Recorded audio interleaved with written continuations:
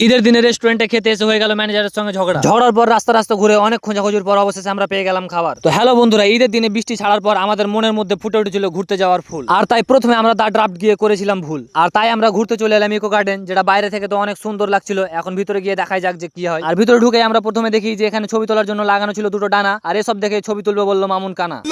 আর তাই আমরা বেশি দেরি না করে ঘুরতে চলে এলাম বাইরের বাগানের দিকে। কিন্তু এখানে এসে দেখি যে মা বোনেদের মেলা লেগেছে, আর এই মেলায় আবার ঠেলা খেয়ে আমরা চলে এলাম ভিতরে খাবার খেতে। আর এখানে আমরা খাবারের অর্ডার দিতে এলাম উঁচু করে সিনা, আর আফজাল এখানে জলের বোতল তুলে নিয়েছিল যার নাম ছিল অ্যাকুয়াফিনা।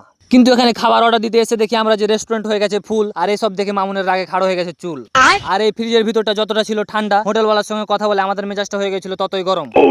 আর তাই না করে সরম হোটেলের ম্যানেজারের সঙ্গে আমরা ঝগড়া করে নিলাম চরম। এখানে আমরা খেতে এসেছিলাম, তো এদের ব্যবহারটা মানে এত বাজে, কাস্টমার সঙ্গে ভালোভাবে কথা বলে, মানে কাস্টমার বেশি হলে যা হয় মনে করে ঈদের দিন তো অনেক কাস্টমার হয়েছে যে একদম বাজে ব্যবহার। যা করেছিলাম ভুল পেয়ে তার সাজা।